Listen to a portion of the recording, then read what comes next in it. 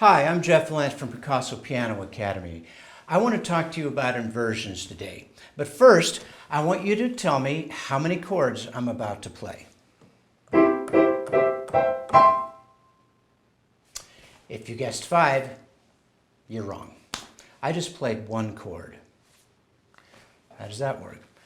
Well, let's try something else. I want you to tell me how many chords I'm playing now. I'll do it again, slower. If you guessed 2, you're right. So how can this be? Well, I know some of you already know the answer, and it's inversions. But there's a lot of you out there who want to increase your options as a rhythmic piano player and as a soloist. And knowledge of inversions, chord inversions, is very important. So when we all start learning chords, we're going to start with middle C here. That's usually the first chord any piano player learns. It's the easiest. There's no sharps or flats. It's C, E, G.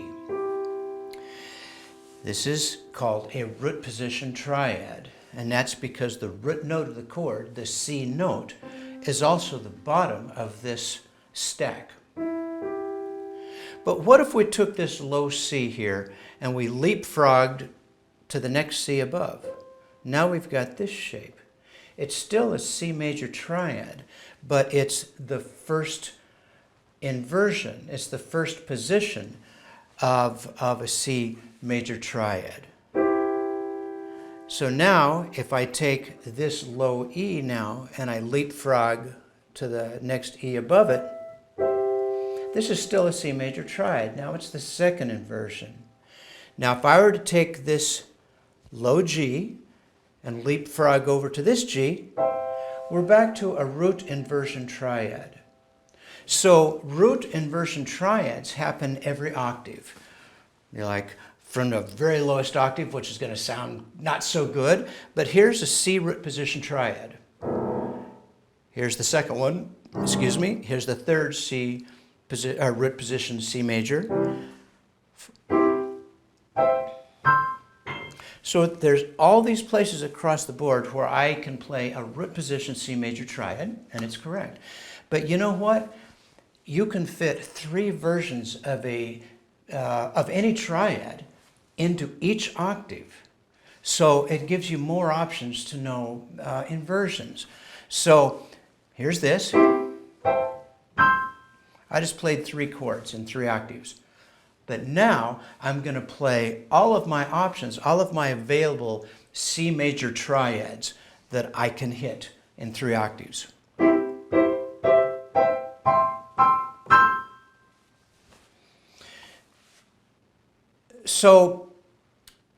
So that's for 1 chord. What I would like to suggest is that you start with 1 chord. It doesn't matter what the chord is, but a triad. Start with a triad, and I want you to start figuring out how to play that triad in every different possible inversion across the keyboard. Start there. Just start getting used to that. Over time, you're not even going to think twice about it. You'll just know where a C is. And there's 2 reasons this is valuable.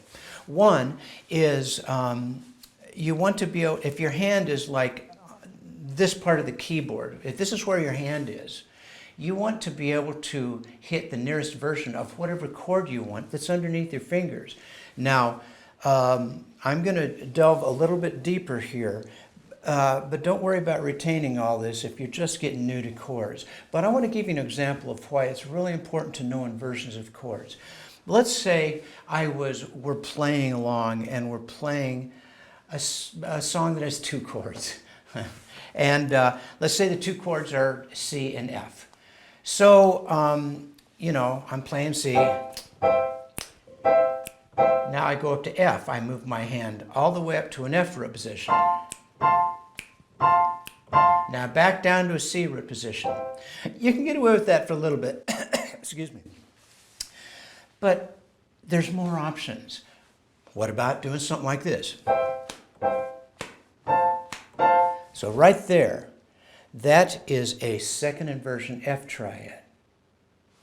But let's say my hand is up here. I'm playing a first inversion C major triad, which is this. So, wow. So now I'm playing an F root position. I'm going to quickly go across several octaves, and I'm going to play these two chords, and I'm going to show you you can play these two chords without having to move your hand back and forth from root position to root position. Here we go. C, F, C, F, C, F, C, F, C, F, C, F, C. And you can take this as far as you want to go. You can do 3 chords. Let's say C, F, and G. Now remember, don't get too caught up in this right now if you're just beginning. Just work on 1 chord at a time. But I want to show you this so you can see the value of learning your inversions. 3 chords now, C, F, G. So if I just did them root position, it'd be like this. But I'm kind of lazy. I don't want to have to move my hand that far just to go from C to F to G. So here's what I'm going to do. C, F, G, C. Then move up a little bit. C, F, G, C.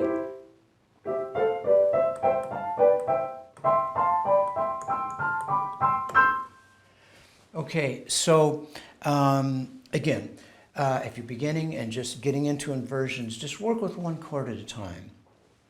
And so that'll give you more options. And there's a second reason to be conversant in inversions, and that is to be able to easily play in a range of your keyboard that's appropriate for the song you're in.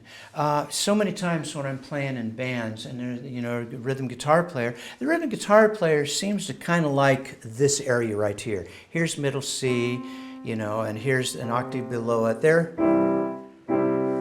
kind of, most of the time they're chunking around in this area. Well, I need to get out of that area because it's already being used. I don't want to have this buildup of frequencies and stuff in this lower mid-range when I've got all this up here. So being conversant in inversions, I can immediately go, where do I want my hand to be? I'll do it right here. Well, I know all the inversions of all the chords that are necessary to play in this song underneath my fingers. The main thing is to be able to get out of the way of other instruments so you can be more musical, create that more musical fabric, and also just not be encumbered by having to move your hand around so much just to play different chords. So that's a good reason for doing that. There's going to be more to come. We're going to be going into depth about inversions. And another reason that it's good to know inversions is because it gives you more options improvising, and we'll get into that. But this is our starter. So start with 1 chord at a time. Start playing your root position, first inversion, second inversion, root position. Come back down and just start getting used to what that looks like and how that feels. And we'll see you on the next video. Bye.